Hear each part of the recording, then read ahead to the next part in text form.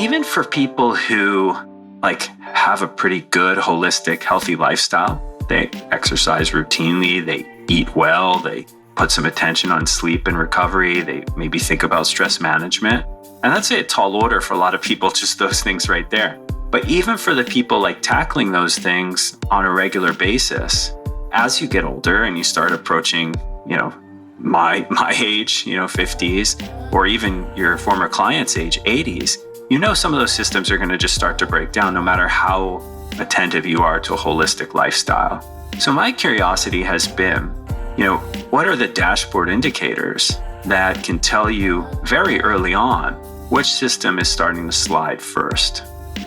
What's up, my friend? Welcome back to the Legendary Life Podcast. I'm your host, Ted Rice, health expert and coach to executives, entrepreneurs, and other high-performing professionals. And the two things we love to do at Legendary Life is, one, break down complex health and fitness issues to make them easy to understand and apply in your life. And the second thing we love to do is bring in thought leaders to share cutting-edge science and common sense wisdom for transforming your health and body.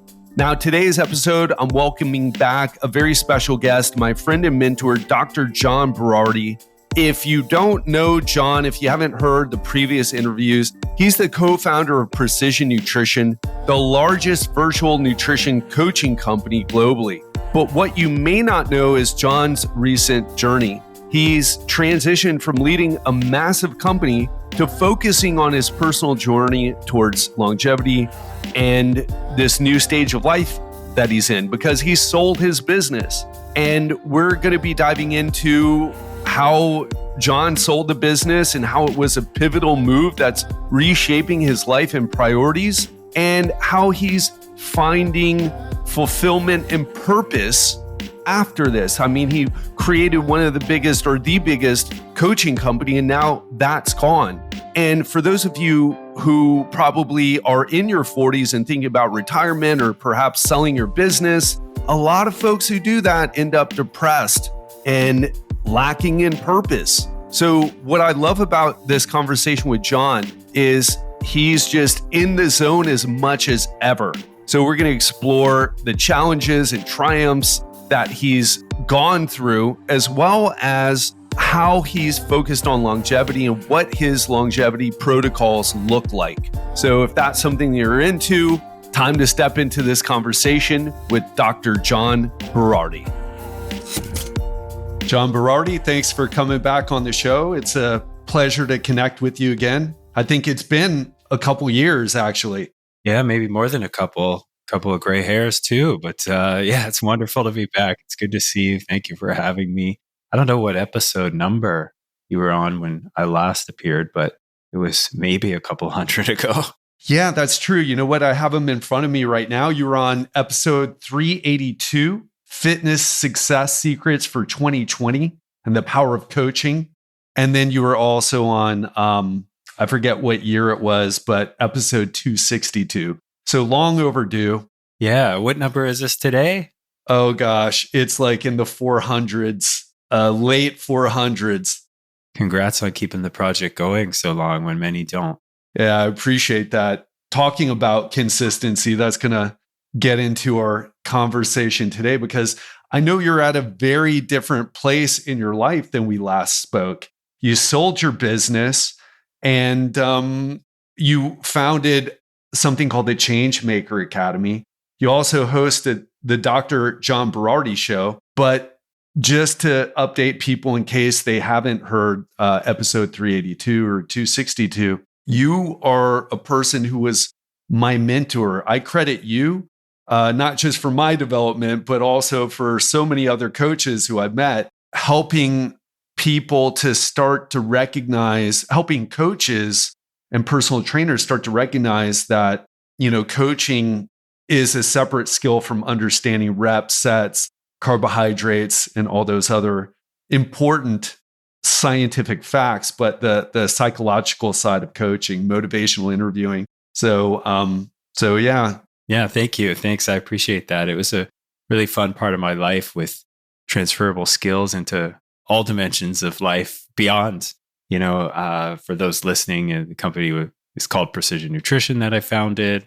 sold it in 2017. You mentioned a couple of my ventures after selling, but mostly since I've sold the company, I've really been a stay-at-home dad. That's been the primary thing. The Changemaker Academy is a really fun project that I started with some friends, and the intention was always, hey, I'll just check in with y'all a couple hours a month, and you all go out and do amazing, wonderful things with the business and the brand, and go educate, and it's more of a career development business.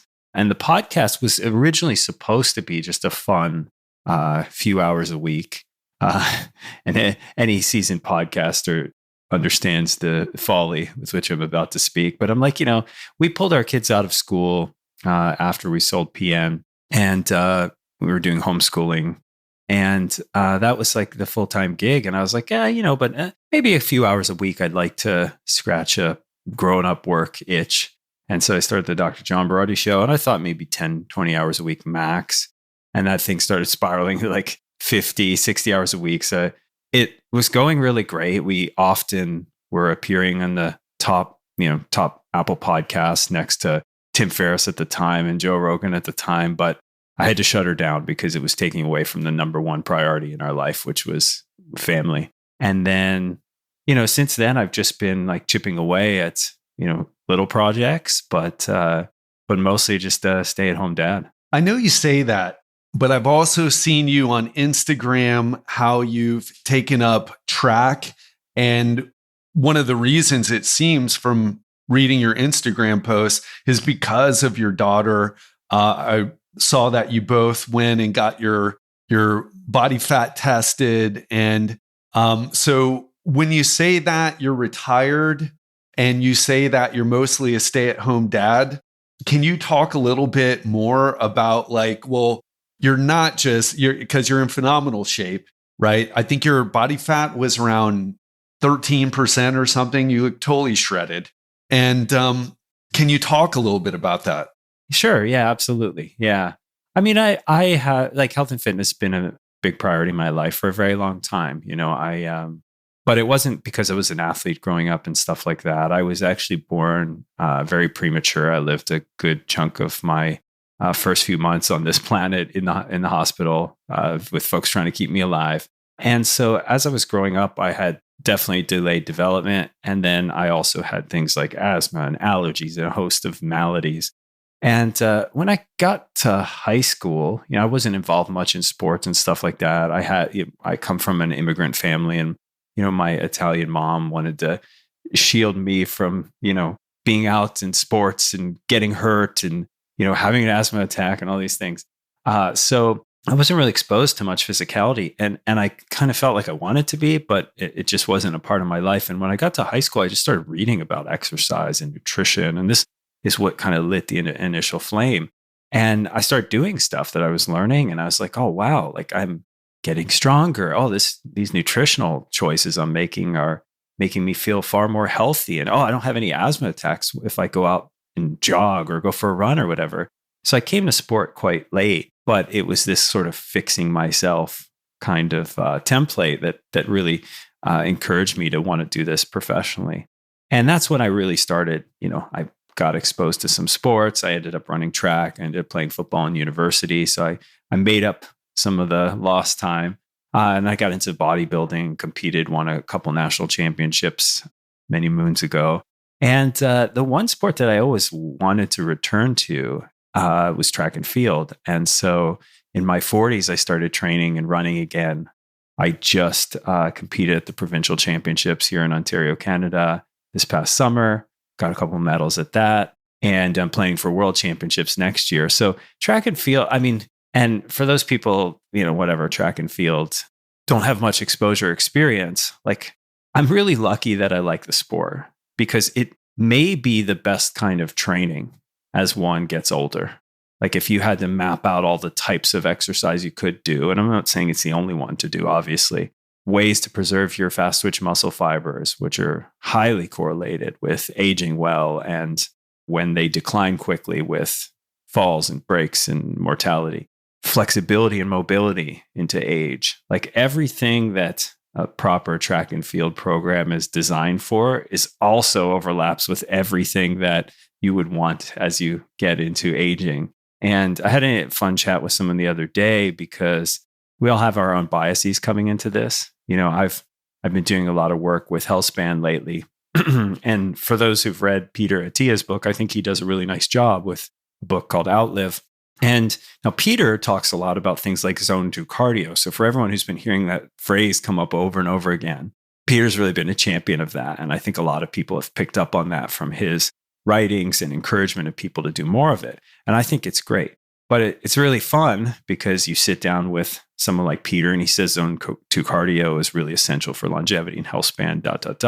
What were Peter's sports growing up and currently all endurance things. So he likes endurance things. So he's like championing that. So now you have this guy here, right? Who's like, hey, if you want to age well, it's got to be stuff like track and field training, short distance sprints, repeat sprints, the mobility and flexibility and strength work that you do as an adjunct to that.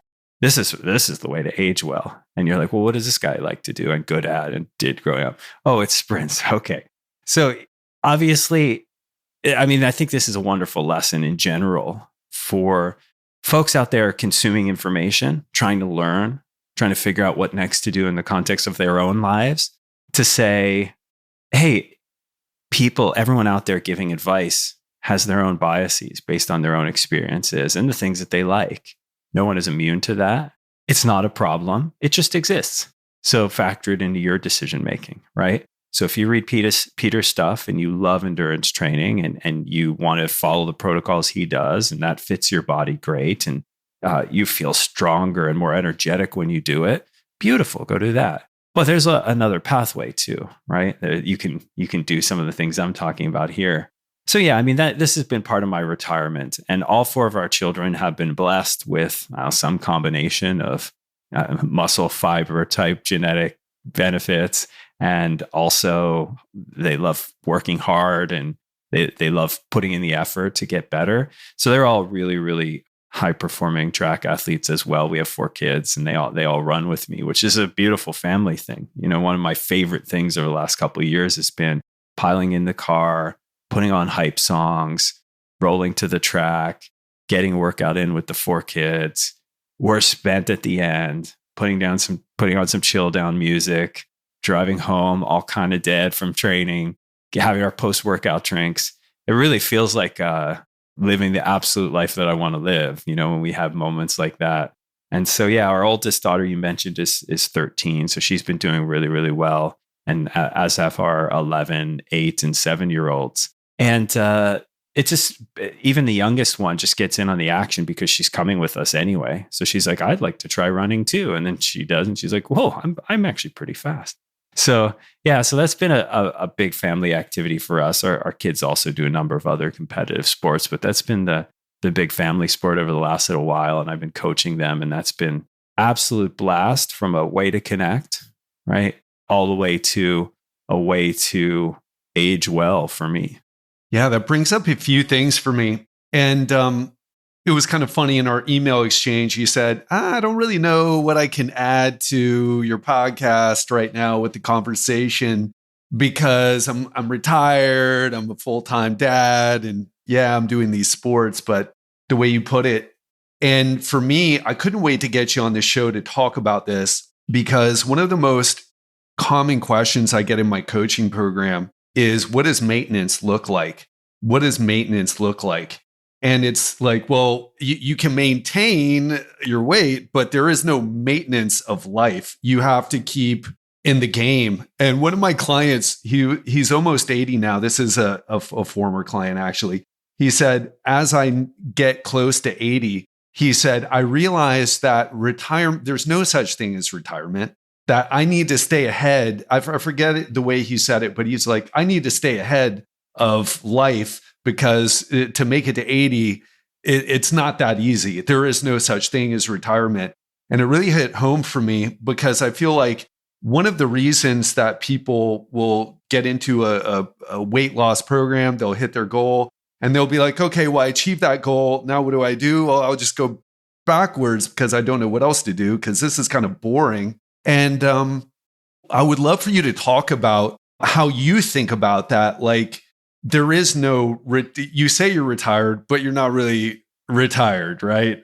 Yeah, it's true. Yeah, I mean, it's like a convenient thing if people ask what you do and you want to give them a one-line answer, whether it's silly or simplified, like, and so retirement's the easy, simple answer to, because most people are asking like, how can you show up to everything that the kids do? Like, how are you volunteering at their school? Like, how do you have free time to train?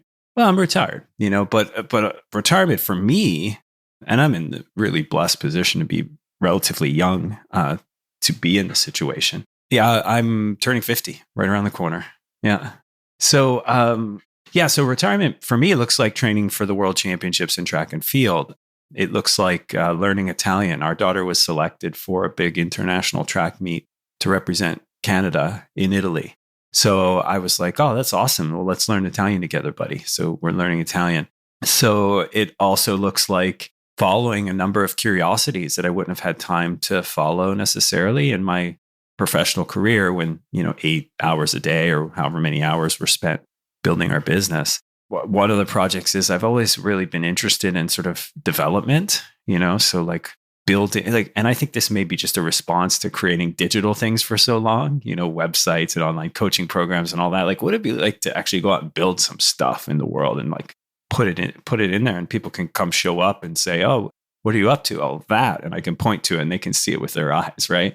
So I bought a couple 100 acres of land and we started doing a big development project where we're essentially building a town. I mean, there's 500 homes, apartment complexes, gas bar, schools, walking trails, playgrounds, sports fields, nature park, things like that. So we're building a pretty cool little ecosystem for folks. And that's like, I was super curious about that, really interested, had a couple friends who did this. So I partnered with them on it. So that was a curiosity of mine. I talked about the health span work that I'm doing. This isn't it's not a product or a service I intend to sell, but I've been just really curious about, I think a lot of people rush into interventions, so like, what stuff should I be doing, right? What should I be eating? How should I be exercising, et cetera? And I get why you'd go there. But the curiosity I've had is like, what should you be measuring at what points in your life to take your attention and focus it in on the thing that you need to be focused in on right now to prevent a decline in that particular domain, right? So if we think about our health span or our lives, meaning like a number of functional years that we can live doing the things we want to do, the things that'll like put a dent in that and shorten that it's only a couple of categories: cardiovascular disease, metabolic health, cancer, a cancer diagnosis, and unchecked growth of cells in the body, some kind of neurological dysfunction, and some kind of like neuromuscular dysfunction, right? So even for people who like have a pretty good, holistic, healthy lifestyle, they exercise routinely, they eat well, they put some attention on sleep and recovery, they maybe think about stress management. And that's a tall order for a lot of people, just those things right there. But even for the people like tackling those things on a regular basis, as you get older and you start approaching, my age, 50s, or even your former client's age, 80s, some of those systems are going to just start to break down no matter how attentive you are to a holistic lifestyle. So my curiosity has been, what are the dashboard indicators that can tell you very early on which system is starting to slide first, right? So a classic example is like you measure your blood sugar and your hemoglobin A1C, which is a trailing marker of blood sugar levels. So it kind of tells you what your average blood sugar has been like over the last few months. And so you measure these things. And so they're in the healthy range. They're in the healthy range year after year. But if you're going to have metabolic dysfunction and eventually get maybe a type 2 diabetes or pre-diabetes diagnosis, and hopefully no one listening does, but some will, one day you'll just trip over that line, the magical 0.1 number, and now you're diabetic. But if we had been tracking that year over year, we would have seen a slow increase in blood sugar, a slow rise in hemoglobin A1C. And we'd say, oh man, this is trending badly, well before a diagnosis, well before a massive metabolic dysfunction. And then you can say, all right, cool, I'm following a holistic, healthy lifestyle already. but I should put some more energy into blood sugar management now after 2 or 3 years of slow increase. Or maybe that's a cardiovascular measure, or maybe it's a measure of neurological function. And so instead of being like, all right, I'm doing all the healthy things, I consider this like a limiting factor analysis. You say, no, but yeah, that's great. I love that you're doing all that. But what's the one limiting factor now? What's the one system that's starting to go a little haywire on you? Let's catch it super early. And then let's do whatever interventions are necessary there. And I may need to pull something away from this healthy lifestyle domain and stick it right in that spot right now to fix my blood sugar. And oh, look at this. I worked on it. My blood sugar came back down to what it was 5 years ago. Okay, let's manage that and we'll keep measuring. So it's been another fun project of mine. Again, I don't really have any plans to monetize anything around it. I'm just putting it together for me and then share it with my friends and say, here's what I'm thinking of measuring every year. Here's what I'm thinking measuring every 5 years. Here's what I'm thinking measuring every 10 years. And once we figure those things out, then we can talk about interventions. But right now, people are putting the cart before the horse. They're talking about blood sugar management before they even know what their blood sugar is or what their 5-year trailing blood sugar looks like. You know what I mean? It reminds me of a comment I got on Twitter the other day where I said something about magnesium. And I think there's we can get into this, but over focus on supplements. But I was talking about magnesium and someone said, well, oh yeah, I just read that magnesium's really important for vitamin D. So maybe I should, start to pay more attention to that. I'm like, well, do you know what your vitamin D level is? Because we get lost in this, oh, well, magnesium will affect the vitamin D. And oh, it's just complex. It's like, yeah, but did you measure it? Do you know what it is? Maybe you have is there any benefit to taking magnesium for vitamin D specifically, if you're in the right range? And so I love what you're saying there. Really important. Yeah, it's what you're talking about there, it's so easy to do. I have a lot of empathy and compassion for folks who are out there just trying to navigate and they read it. I used to say this all the time, if you have a client who's out reading, like personal trainers and health coaches, sometimes when they get in a little closed room, they'll complain about clients about certain things. I remember when I started our company and we were building out our customer service client care team, I read a book about this and they talked about, hey, you have to give your client care team a room with a door that they can close without any bosses around and certainly without any customers around to just complain about the dumb things they have to deal with in their day, right? And let them offload it there so that they can come back happy with the customers. And the boss can't be in the room because the boss is going to try and solve these problems and it's going to hear this kind of talk and be like, you can't talk about the customers like that.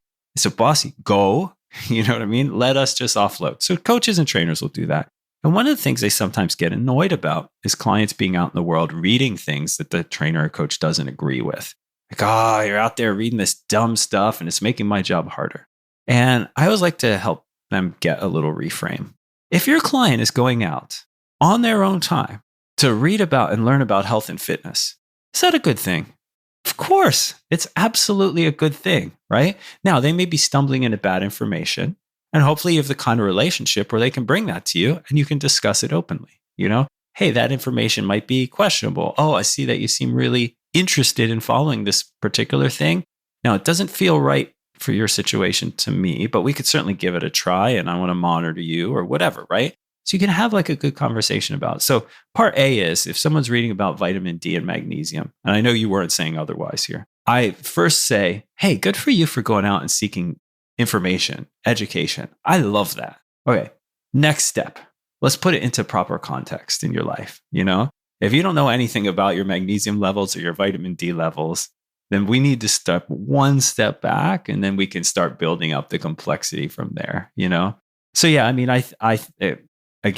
this health span stuff has been really interesting to me for these reasons because I'm like, let's just figure out. And I don't know, this longevity clinic just opened up around the corner from my house. And so I went to their website to see what they're up to, Now, if I lived in like Southern California, this is old news. But I live in Niagara, Ontario. There's none around. This is the first one I've ever seen in our region. So I went to their website to see what they're up to, and I'm like, okay, this is cool. They're measuring some cool stuff. It's really expensive though. So I'm like, to sign up with these guys, it's like 20 grand a year. And you get like a doctor monitoring you and unlimited visits and all that kind of stuff. And then all the testing and all that. But I was like, man, who's going to be able to touch that? Like what people do I know that are going to be able to touch 20 grand a year? And most of the people I know are in the same situation as me with like a young family and whatever, right? But they didn't sell their company, And how are they going to do this? So I was like, what would it actually cost for real if I were to try and put this together myself in Ontario, Canada or whatever, right? And what I'm finding is it's a fraction of the price. I mean, you could probably do something like $1,000 a year to get some really in-depth monitoring of yourself. And for like the bigger tests like whole body MRI and, measures of plaque in your cardiovascular system, tack on an extra like $5,000 every decade or something. And probably do a more comprehensive assessment this way. Like you can get more stuff done, more informative stuff for a much lower price. So I've been super interested in that. And then and this is kind of a fun thing that anyone listening today can do if they're really curious. I mean, one of the predictors of risk for folks is genetics, as we know. And conventionally, like what your doctor would just ask if there's a history of heart disease in your family, right? And so that's a good early indicator. Well, my dad died in his 60s and my grandpa died in his 50s. Oh, all right, cool. Cardiovascular system is what we need to be working on every day and monitoring really closely for you, right? I don't know if you've heard of the comedian Mike Birbiglia, but he just did a new stand-up recently. And he was talking about like, my dad died at 56 from a heart attack. My grandpa died at 56 from a heart attack. I think I'm just going to take that year off. I'm just going to move next to the hospital, and I'm just going to live my 56th decade right next door to the hospital. So hopefully they'll take care of me early and I won't have the same fate. But, this idea of genetics is something that with AI, like ChatGPT, for example, and 23andMe or any other genetic test you want to do can give you so much information. So, I mean, I'll give you an example. This was some months ago, I was really curious, could ChatGPT give me a rundown of the most valid scientific relationships, based on all the current genetic studies between just the things I talked about, like musculoskeletal, neurological, metabolic, cancer, cardiovascular disease. So if I type into ChatGPT and say, can you scour the current literature and let me know all the genes that are correlated with each of these systems and causal of disease in each of these systems? Could you give me that breakdown? And GPT's like, sure, I can, right? So it literally says, and I'm like, give me it organized by category with bullet points. Tell me whether it's causal or correlated, and tell me like the scientific community's confidence in this, right? So like, are we sure that's causal or is it like low confidence, right? So I asked it to do that and it gives me this really nice report. So it's like, here are the genes that are correlated with bad cardiovascular disease outcomes, right? And for those listening, correlated means we don't know that it causes it. We just tend to see cardiovascular problems in people with those genes, but it could be something else altogether, right? But then there's ones that are causal, right? And a great example is ApoE. So Chris Helmsworth was in this series called Limitless, I think, recently. And then the final episode of the series, you saw this? He discovered he had the ApoE4 double allele gene. And that means that Chris Helmsworth, unless he dies young, will have Alzheimer's disease.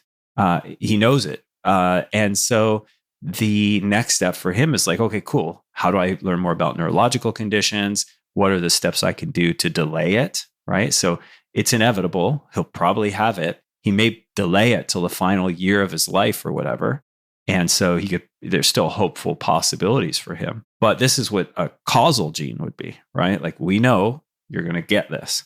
So I want to know what all the causal and correlated ones are for all those things, right? And so GPT will tell me.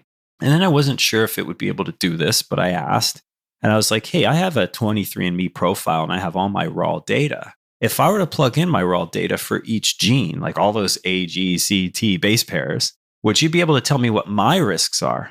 And GPT's like, yep. And so then I just went into 23andMe, which I did 100 years ago, like when it first came out, right? And it's still got all my raw data. And I'm not like my genetic code isn't changing, right? And so I just went to you type in the gene that GPT tells you to look for, and you copy. And in some cases, it's a lot of base pairs, but whatever, you just copy it all, you plug it in, and then it tells you, right? So I can find out in 2 seconds, like I don't need a $20,000 medical relationship to figure out if I have ApoE 4 or 2 or 3, And so this from start to finish took me probably 2 hours one day, where I just went through, figured out what the right prompts to write in ChatGPT are, figured out, all my raw data, and just started plugging it in. And now I have a full risk profile on myself for each of these domains based on my genetic profile. And this is an interesting thing because you'll only really have to do it once and then maybe follow-ups later just to see if the literature has changed. Like, have we discovered any new genes that are correlated or causal? You know what I mean? So maybe every 5 to 10 years, you ask it to rerun the thing, So then I just saved all the prompts and I recorded them in this big spreadsheet I'm working on. And again, that I can share with my friends later and say, hey, if you want to do this, just go do these prompts. So anyway, it's a fun thing I've been working on that probably a lot of your listeners would be interested in knowing you can do nowadays. Yeah, absolutely. It brings up so many things.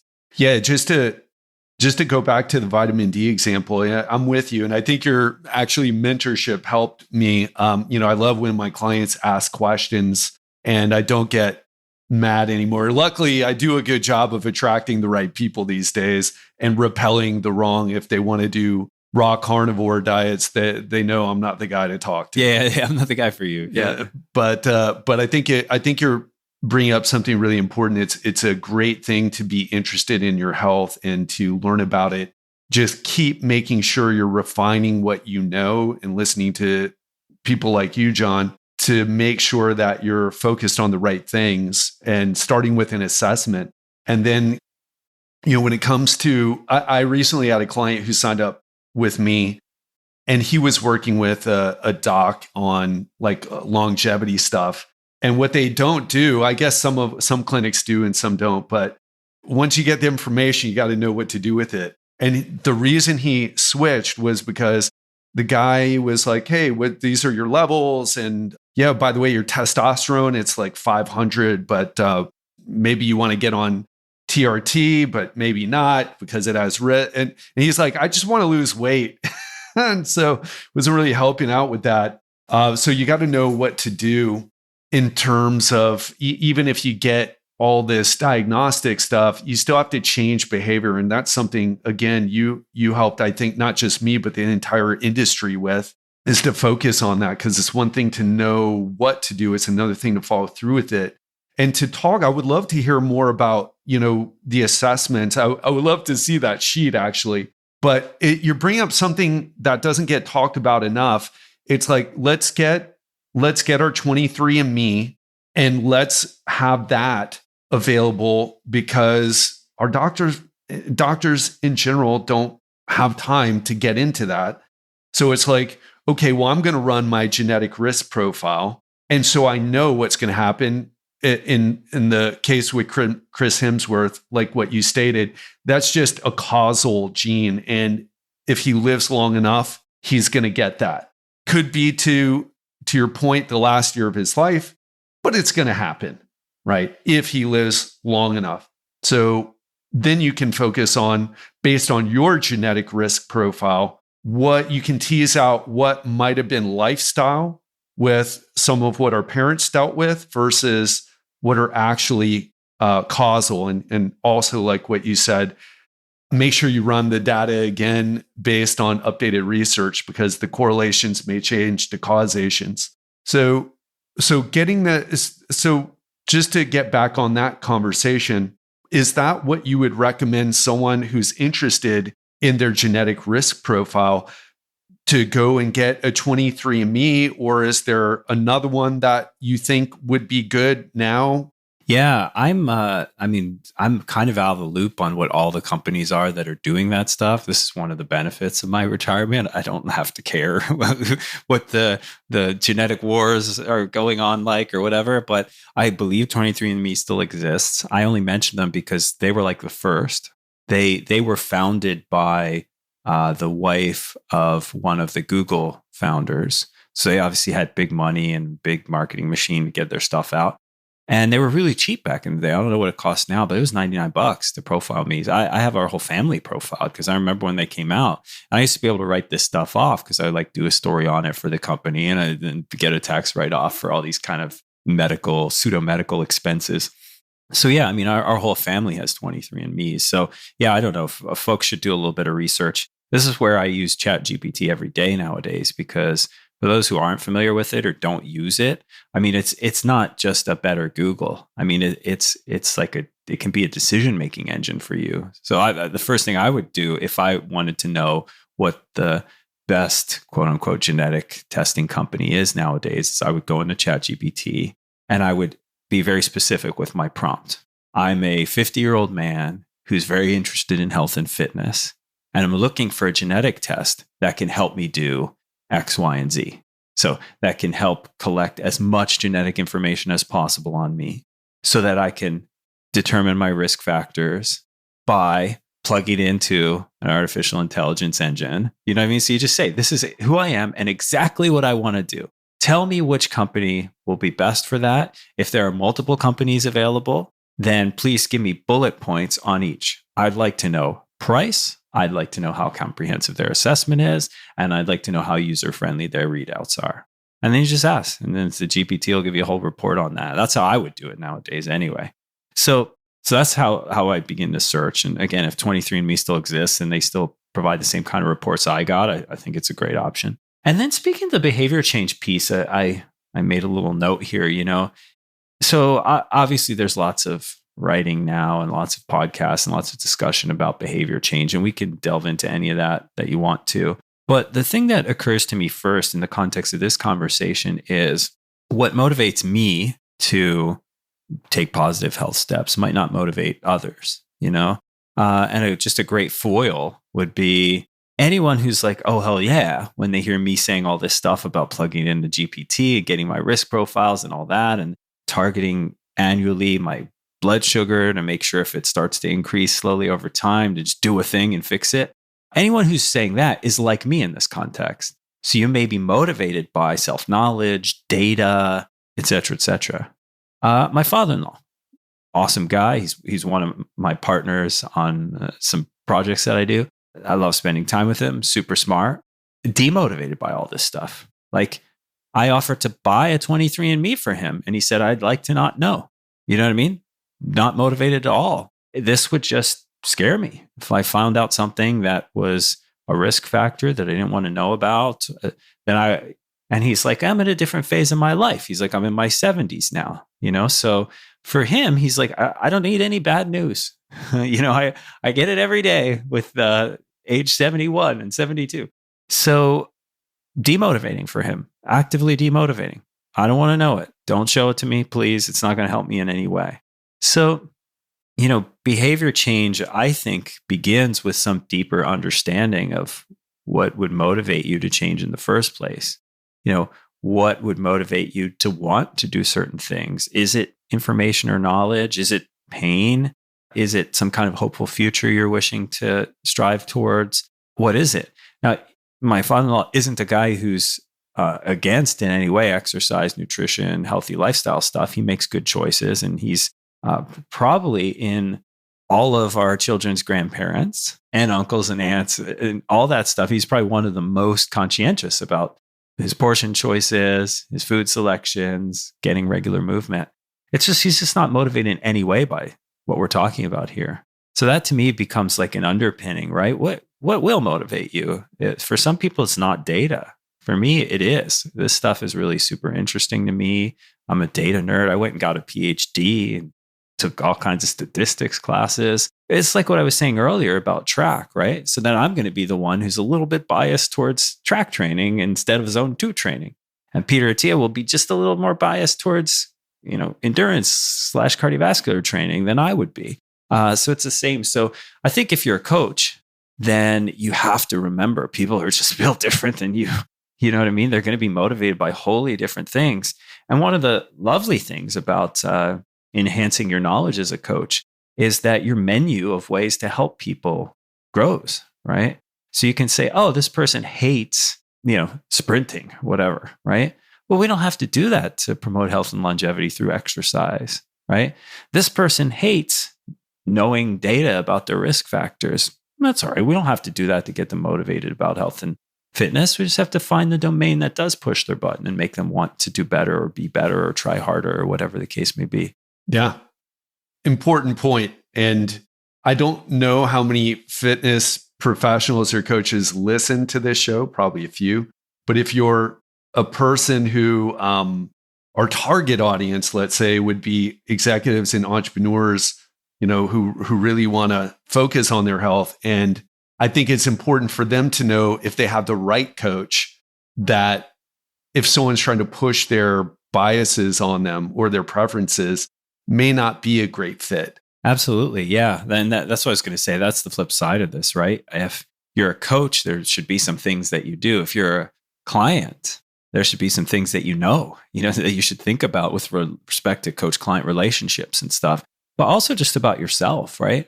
What is going to motivate you to want to do this, right? If you're seeking out a coach, you obviously got the kickstart you needed to go look for help, right? If you're not seeking out a coach yet, this may be something to consider.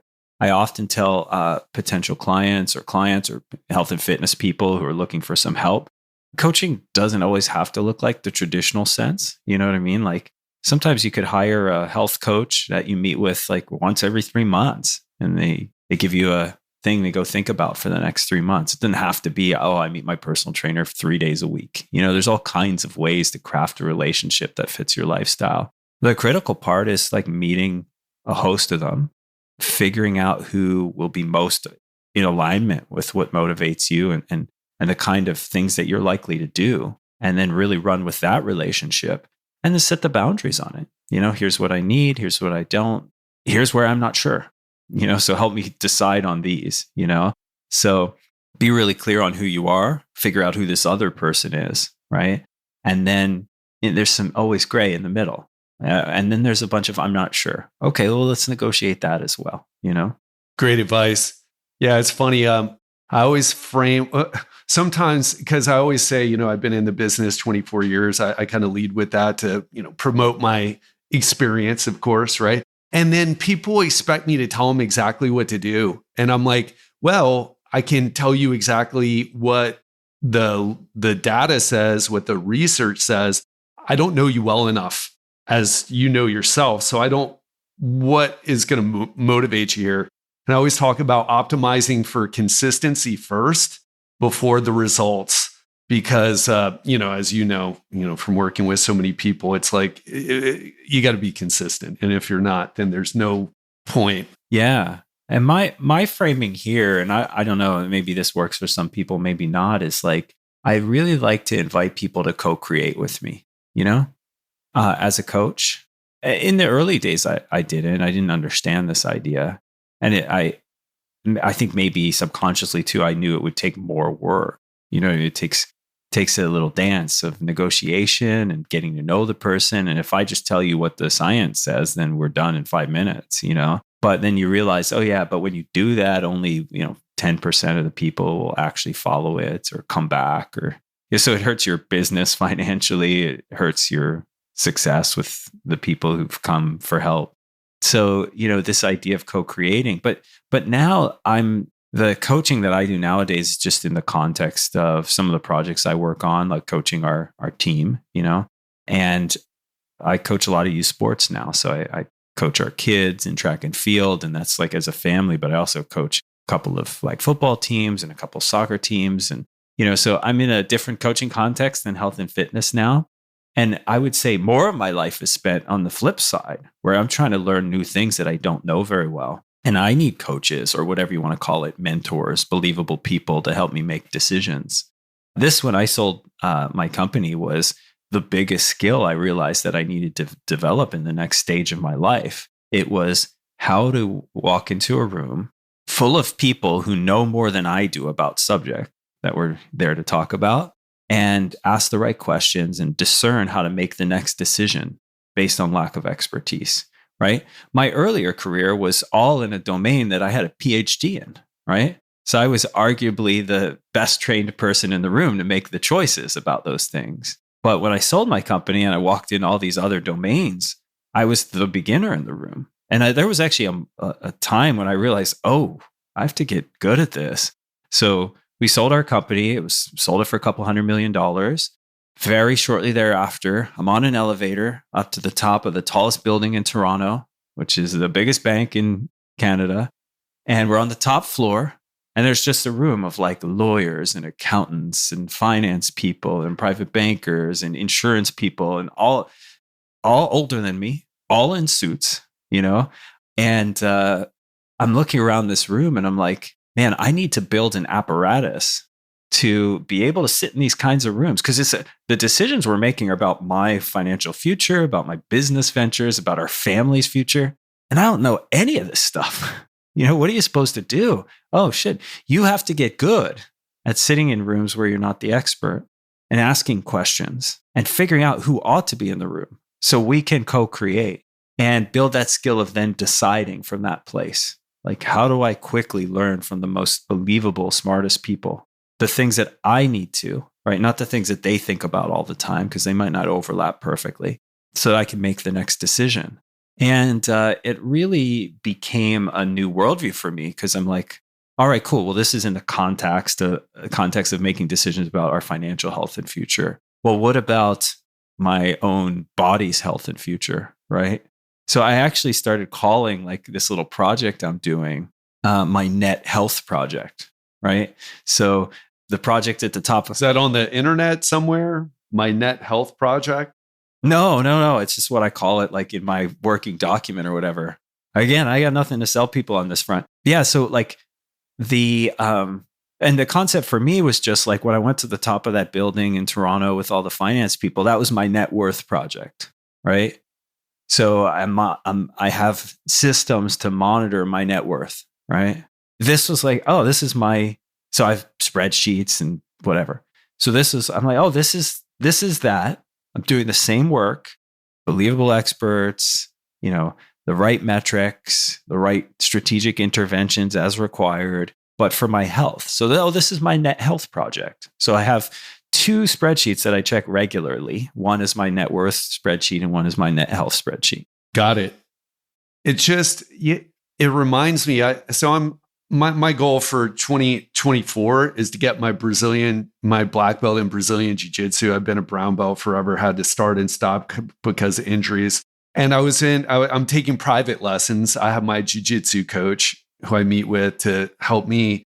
And I just remember I had this, it was right after our session. I remember as I was doing my one-on-one session, there was a group going on. And there was this guy who is a blue belt, which is the second belt up from white. White's the first. And after the group class was done, then he did a small group class. Now he was wearing his gi. Now he's wearing no gi. And I'm like, this guy's going to be amazing in a much shorter time than me, right? Than all the time that I spent. And it was you mean just based on accumulating more mat time? More mat time, and also from the expertise. And I was just like, you cannot, there's this belief, at least, with Americans, we're very individualistic. It's all about individualism. And it's like, you can't afford to be without mentors and guides and experts. And we already know that, because nobody who runs a business does their own taxes, right? Or some of these other things. They're not going to represent themselves in in court or whatever the case may be. But in other areas, we just kind of, we try to listen to podcasts, read a book.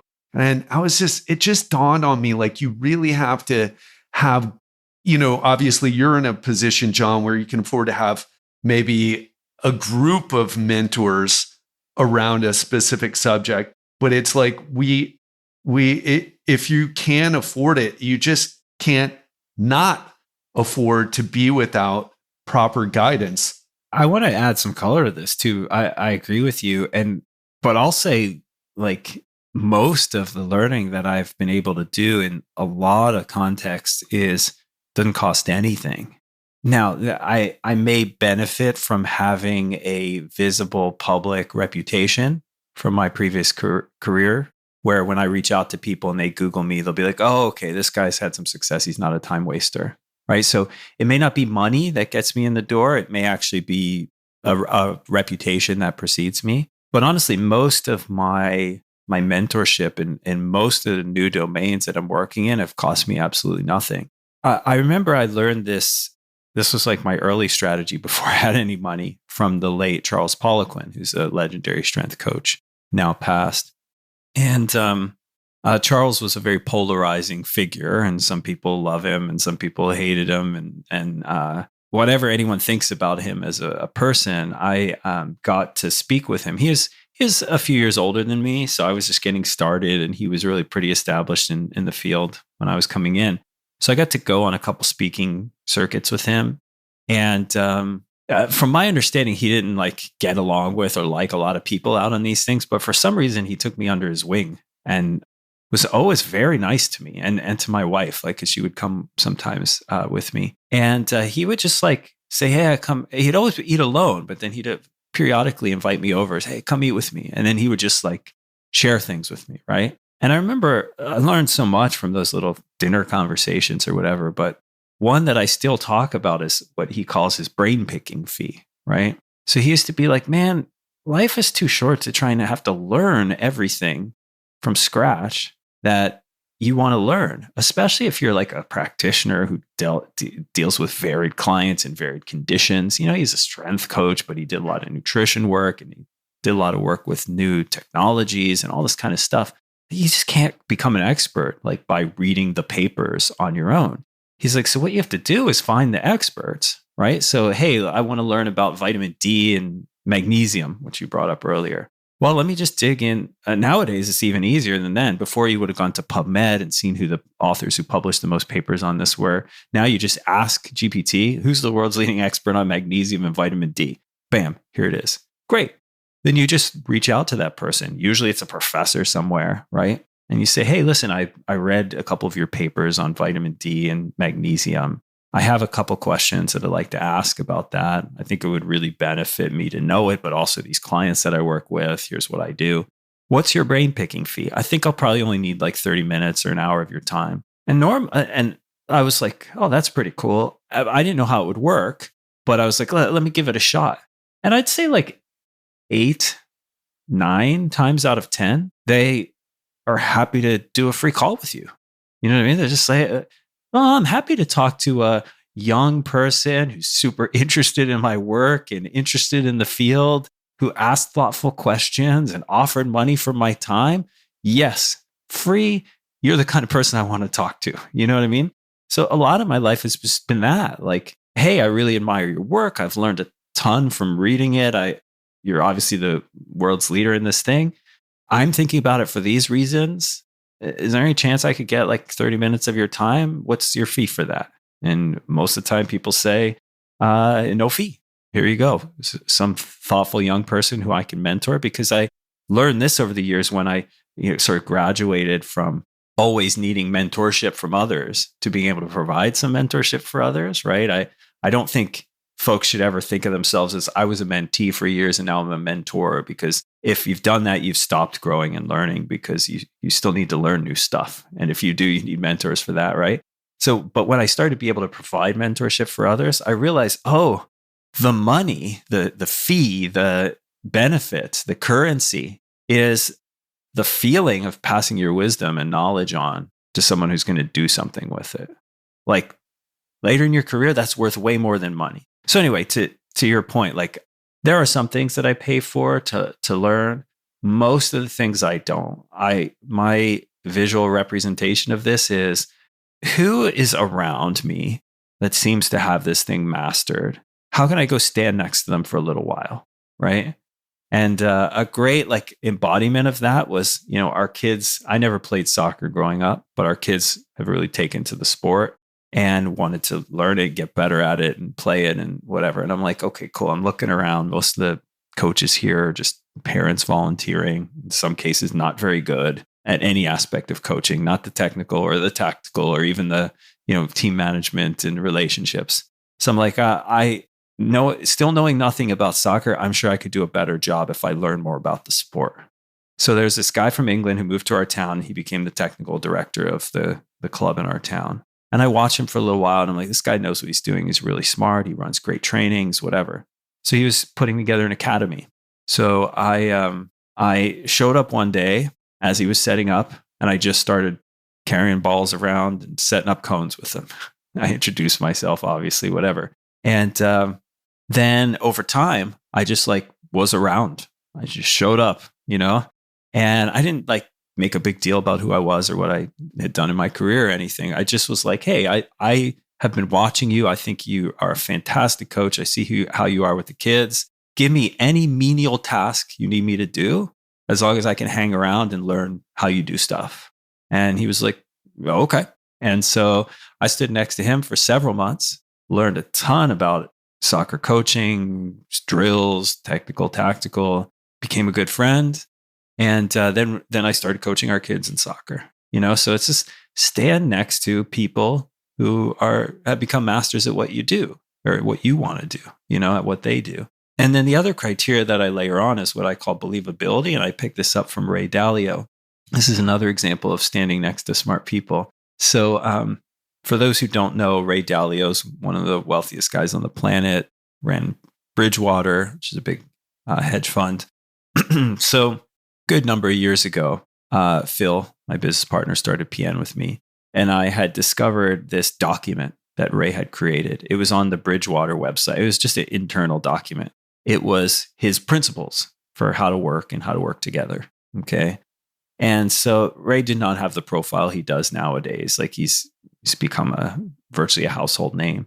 But back then he was just some guy who ran a hedge fund, pretty wealthy guy, known in those circles, but that's it. And so Phil, and Phil is excellent at this, far better than I am. And he just shoots at different targets. Like I find the guy who's mastered his craft locally. Phil goes and finds the guy in the world who's done it, So he found this document. We published books all our career. So he took this principles document, had it copy edited, and created just a couple copies. He hired one of the best book designers in the world, this guy, Rodrigo Corral, had just done Jay-Z's book, to make a couple copies of principles that was fully edited, turned into a high quality book, leather bound. It's this beautiful, object. And then went through the mechanics of trying to get a copy to Ray, right?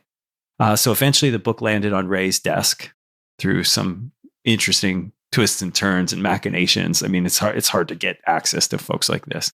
And then a couple months later, Phil's in Italy on vacation, gets a phone call. Hey, Phil, it's Ray Dalio. How are you? I got your book, right? And he's like, I loved what you did with it. Are you available to come to Connecticut? I'll send my plane. I want to talk to you about a project, right? So Phil and his wife, he sends a plane to Rome to pick them up, flies them back to Connecticut. And he says, I've been wanting to turn my thoughts into a book for a long time now. And I've tried and I didn't have the right partners. Would you lead this project for me? And Phil's like, well, listen, I have my own business to run and stuff. So I can't do that, but I could help. So he helped the team create, which went on to become Amazon Book of the Year, Principles, right? It's a fun story. So, and then Ray became a mentor of ours and helped us with our sale, helped us think about how to sell a company, how to build a company to sell, and how to manage our finances after we sold. And so I picked this tip up that I'm about to share from Ray. But the story itself is a really good example of how do you stand next to smart people and learn from them and mentor with them. Never paid Ray a cent, and sold a business for a couple $100 million based on his advice. In fact, he paid Phil. You know what I mean? So how does this happen, right? So this is how, right? But what we picked up from Ray is when you're looking to learn from folks, there's a criteria you need, right? And he calls it his believability criteria. And there's basically 3 things in it. One is, has this person done what I'm hoping to do before successfully? So it's only one, right? This isn't enough. 2, have they done it under different conditions? So if you're like him and you play the markets and stuff like that, then have they done it in up conditions and down conditions and everything in between successfully, right? If so, we can still talk. And then 3 is what they're doing making sense to you in the context that you can understand it, right? Like if I can't understand what you're about to tell me or you're telling me, then I can't use it, A. And B is, does it make sense in my situation, right? Could I actually use any of that with what I do? So that's the criteria, right? So whether you're trying to do a health and fitness project or an entrepreneurial project or a project in your business or with your family, and you need advice, you need help to make better decisions around those things. Because I mean, that's ultimately why we seek out advice, right? Like why get mentorship? Well, there's a lot of information. I'm not sure how to sift and sort it. And I'm not sure how to make decisions around it. Okay, that's where I need help. So when you're going out for that kind of help, you need these believability weighted experts, right? And so that's how I think about all this stuff, right? So whether it's, getting your black belt in jiu-jitsu, whether it's learning to coach soccer, whether it's, getting your cardiovascular disease in check, go out and read everything you want to if you've got time for that, but make sure to believability weight the advice that you're getting, right? The reading that you're doing. Because none of this happens in a vacuum. I may go out and seek 3 or 4 high believability people to learn from, but I'm also reading stuff as I go. And I have to remember, like, what believability rating should I put on this? 10, 1, somewhere in between. Wow. That is a crazy story with Ray Dalio and Phil and you. And I had no idea of that backstory, that he mentored you on how to build a business to sell. And that was how you sold PN. For hundreds of millions of dollars. That's incredible. I love, and it's funny that he flew Phil from Rome to Connecticut. I couldn't help but to think about the jet lag with that. I've made a lot of international. Yeah, that's right. Because they did. They met with him, turned around, went right back to Rome. So I don't know. Maybe that was better. Yeah, right. For sure. But such a good example of what we're talking about. I like that you brought up, you don't need to pay for mentors. You can, the way you reach out is really important. And what Poliquin said about life is too short to become an expert in everything that you want to be an expert in. So important. By the way, a great episode. If you're listening to this podcast, you have no idea who Charles Poliquin is. I think the best interview that I've heard was when he went on Tim Ferriss's show. I really like that one a lot. Yeah, that turned out really great. And that was toward the tail end of his life, actually. Maybe like 2-3 years before he passed. Yeah. And so something we can maybe throw into the show notes if you're interested. Lots of good strength gyms without opening up the can of worms on Charles and some of his experiments. But it's a really good lesson for folks who are actively looking for mentors right now, or also, people who are just getting started. I know I have some younger, people in their 20s and maybe early 30s listening to this show. So yeah, great talk, great advice on that. And again, really appreciated that story. Yeah, thanks. And I would also say one of the games I always play is I always try and look on the flip side of everything, right? So you're like, okay, cool. If you're looking for mentors, here's the stuff we just talked about is what you should be thinking about. What if you are a mentor? Okay. The worst sin you can commit if you're listening to a podcast or studying and learning a thing is if someone says, hey, this is for someone looking for mentors, and you go, oh, well, then that's not for me, right? That's bad form. And you need to get better at it. The next thing you have to say is, I wonder if I can use that in providing mentorship, right? Like I mentor a lot of people. You were just talking about what those people should be thinking about. Well, if I want to sell mentorship, for example, Okay, so let's say I provide coaching or mentorship in some capacity. Think about the believability criteria. Can you demonstrate that you've done this with success before in multiple environments and conditions? And can you make this make sense for people, right? So they can both understand what you're talking about, so you're not talking above their heads, and how they can fit it in the context of their lives, you know? So just another life lesson that I've learned, and something that I try and be really diligent about.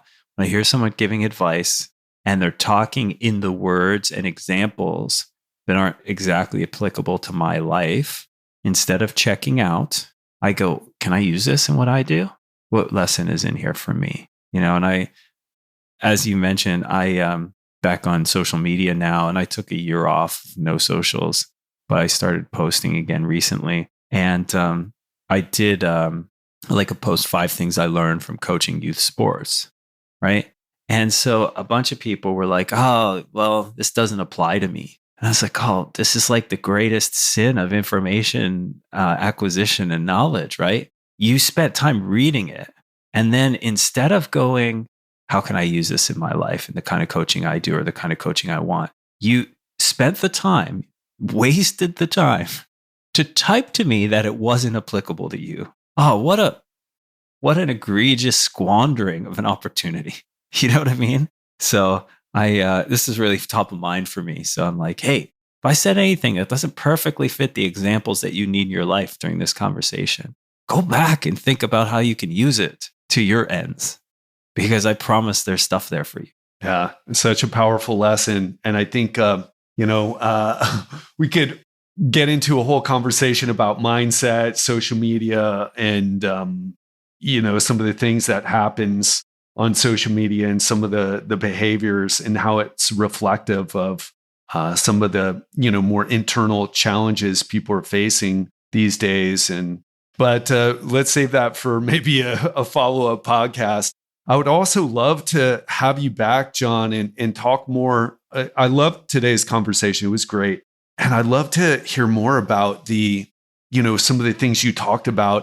We didn't get too far into the biomarkers and tests and analytics, but I'd love to have you back on soon and talk about that if you're up for it. Yeah, that'd be great. I mean, I don't try and set up a shingle as the leading expert here, because it's really just a curiosity for me. Your name's not Brian Johnson. Yeah, that's right. It's funny. I only discovered Brian Johnson like this week. I'm not kidding at all. Yeah, I never heard of him before. And then one of the projects that I'm working on is I'm working with Football Canada. So flag football is a new sport in the Olympics. Our 3 oldest children play it. I coach it. And it's essentially like a startup sport in most countries, right? I mean, it's different enough from football to be unique and distinct. And now countries need to create pathways to Olympians. And so, I've been brought on to help create a high performance pathway in the sport, because I coach it. I have kids who are in it. I have sports science background. Anyway, I was at a ID camp for football this last weekend. One of the other coaches and I were standing around talking, and he was like, hey, do you follow this guy, Brian Johnson, at all? I was like, who's Brian Johnson? He's like, oh, I'm going to text you this. And so I spent like a couple minutes this week going through what Brian Johnson is up to. And I mean, it's intriguing. Like I'll admit, it feels like it's like some percentage of American Psycho-ish. You know what I mean? Yeah, for sure. But that said, I mean, an interesting exploration of the range of things that are out there for folks who are intrigued by this. And I guess you can be a fly on the wall as he tries to learn stuff and experiments with things, So I can see some pros and cons to that type of project being out in the public domain. But yeah, that's not my vibe at all, to your point. My vibe is like, and this from years of following our work at Precision Nutrition, I'm like, what are the few things that are actually worth doing in this domain that most people can do in the context of, I didn't sell my company for $800 million life. You know what I mean? I have a family life. I have children life. I have other pursuits life, when he's swallowing the 86 pills in the morning, you know what I mean? Out of that like organized drawer of the pills, I'm like, whoa, whoa. I mean, this is step one of the day, and most people are done. You know what I mean? This is the first 5 minutes. So how can we figure out the few tests, you know, and instead of doing them, you know, all year long, you know, is this something you just do every 10 years? You know, just put it in your calendar. Like we have a rural property, and so, you know, it's we have a cistern, and, you know, we're not connected to city water, so we have a basin that collects all the stuff, you know, and I just have on my calendar, like every 3 years, it's got to be pumped out. You know what I mean? So it usually happens in the summer. So July 2026, it's on the Google calendar, you know, like, can we set it up like that? Nice and easy for folks. So yeah, I'd be happy to come back and chat about it, but I will add all the disclaimers. Like, this is a curiosity for me that I'm just sorting out myself. And here's the things that I'm measuring, you know, found a whole body MRI clinic. Which one? My first appointment there. Prenuvo? No, there's one in, so I think you're talking, which device you mean? Well, Prenuvo is a company. Yeah, it's a company who's offering that. And I've been trying to get the CEO on the show, and we haven't been able to connect yet. Oh, that's exciting. Yeah, I read about them. Yeah, I think, I don't even know if they have any in Canada. They might have one coming to Toronto. I think I actually put my name on the list because they were going to put one in Toronto. But no, you know what? Again, these are my bias always, and I'm sure they're a fantastic company. My bias always is to find the practitioners locally that are doing stuff. Sure. Rather than the famous ones. You know, again, this is the difference between Phil and I. When he went out to seek mentorship, he's like, who's the top in the world? You know? And my bias is always, well, who can I see on a random Wednesday if I need to? You know, well, it's going to be someone who lives nearby. I don't want to have to fly from Rome to Connecticut to have a 20-minute chat, you know? So I love that Phil always provided, as my partner, those kind of opportunities for us. But my bias was always this. So yeah, for that company, I know I put my name on the list, but then I just found a whole body MRI clinic closer to me that is less expensive, and I could see right away. Yeah, sure. And I just mentioned them because it's something that I'm new to. By the way, I'm somewhat new to Brian Johnson as well. Only a couple months ago did I learn about him when someone retweeted something. But yeah, I'm just new to this stuff, and I'm 46. I'm about to turn 47. I'm really interested, like yourself, from a personal perspective. I'm not the leading expert in longevity by any stretch, but it's something I'm personally interested in. And I do want to focus more on helping clients with this and at least guide the way. I'm not going to be doing the DNA tests for them, not my company or the MRI, but at least I can help navigate, like, what's the Pareto principle here? What's the 20% that makes the difference? What's the 80% of the shining the red light on your, nether regions and all the other craziness? Or the 86 pills, what's the 80 of that, for example? Yeah, that's how I feel too. That would be the conversation we would have, where I'm like, hey, I looked at all this stuff, and how do we narrow it down to something I could do? Like, I have financial resources, but I don't even have time for all those appointments. Right. You know what I mean? Like, just the appointment, going to the appointments themselves. I'm relatively time poor. So how do we figure this out for folks? And how do you just get on where you're not thinking about it every day? I don't want to think about this stuff every day. I just want to check in at whatever the right interval is. So that's the other thing. Like, how often? Is it a blood test every year?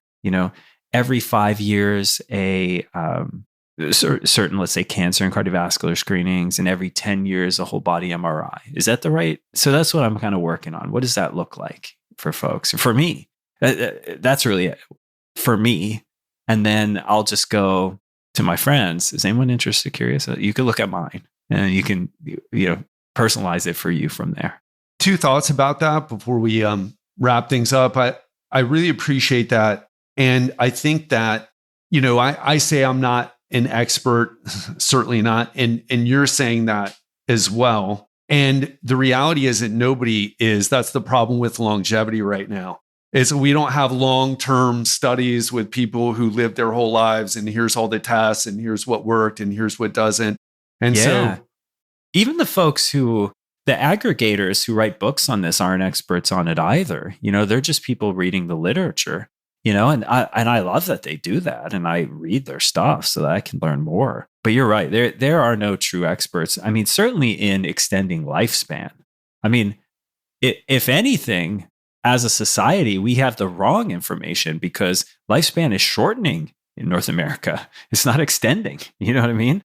So as much lip service as the niche in Silicon Valley or whatever is giving this, the collective lifespan in North America is shorter. So it's going the wrong direction, folks. So we don't really know what we're doing yet, but that's also part of what I like. It's the fun discovery phase.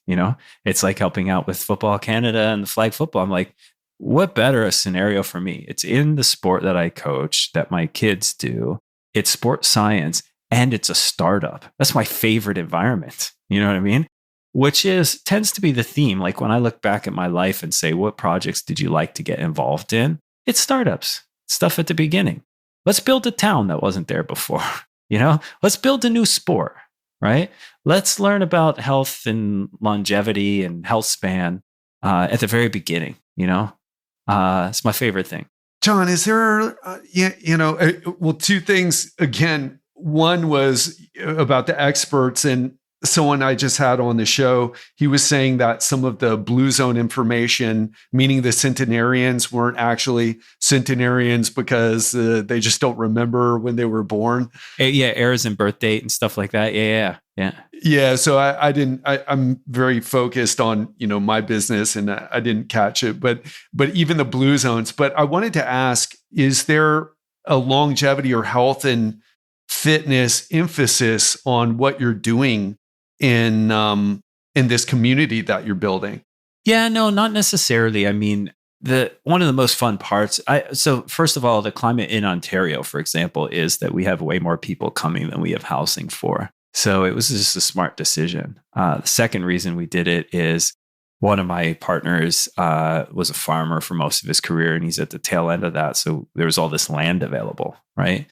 And the council for that land, so the elected governors of the land there, had zoned it like high growth. So they're like, this is where we want to build stuff, right? So I'm like, okay, cool. I can get land there easily. They will approve of growth and development in this area. What can we envision that's pretty cool and special and a little bit different? You know what I mean? So for that, you got to put up homes. That's the first thing, right?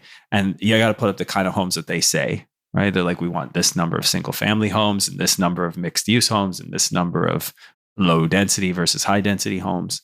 But then the rest you get to play jazz with. So you're like, okay, cool. There's some areas that we can't build houses on. What should we do with that? Well, wouldn't it be cool if there was like a walking trail that went through there with like a little nature observation area? Sweet.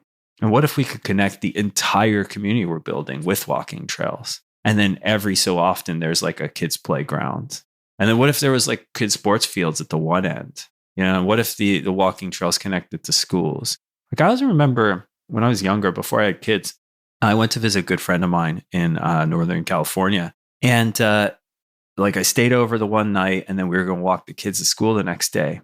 And this whole community, it was big, had walking trails from the backyards of each house to the school. So like in the morning, everyone walked to school or biked to school, and you saw all your neighbors and you saw all the kids from school.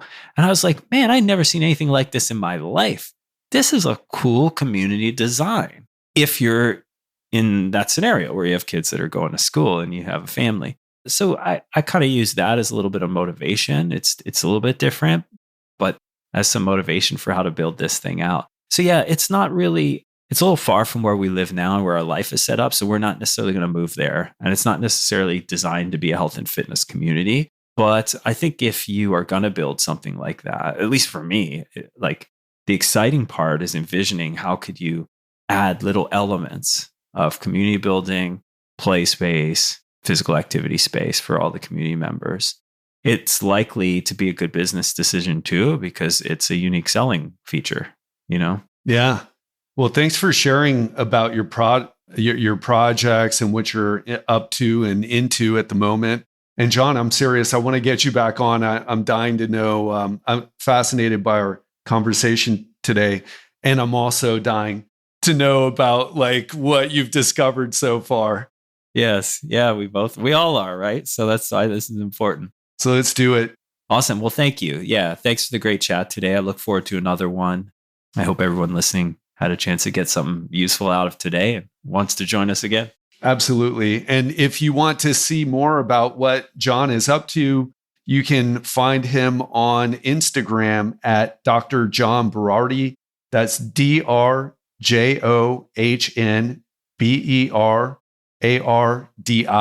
And of course, that link will be on the show notes page. And you can also go to johnberardi.com, which is, again, JohnBerardi.com. John, thanks so much. It was a lot of fun, and I'm looking forward to catching up again soon. Yeah, me too. Thank you, Ted. And thanks, everyone, for listening. That wraps up today's episode, and I want to ask you, what is one thing that you took away from Dr. John Berardi's interview that you can go and apply in your life? Far too often, we'll listen to an episode like this, and we'll have motivation from it. Our mind is full of all these ideas, but we don't take action. So what I want to do is, what is one small thing that you can take action on? That's what I want to challenge you with. Now, we're going to be meeting again on Friday, and we're going to be talking about how to get the support you need. Because one thing that I'll tell you that I've learned at 46 years old is you will not get far in life without support. None of us will achieve much if we're by ourselves. And that goes with the health and fitness journey too.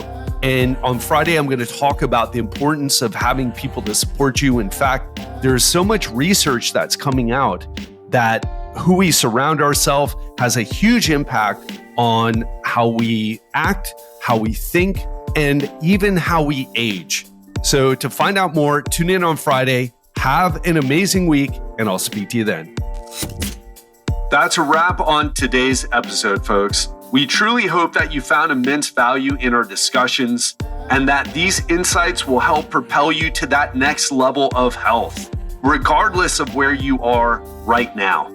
And if you know someone who could benefit from listening to this episode, perhaps a fellow high achiever or driven professional in your network, do us a favor and share it with them. You never know how much of an impact these conversations can have on someone's life and success. Thank you so much for tuning in to the Legendary Life Podcast. We're on a mission to help you reach your fullest potential, and your support means the world to us. So until next time, stay ambitious, stay focused, and keep crushing your health goals.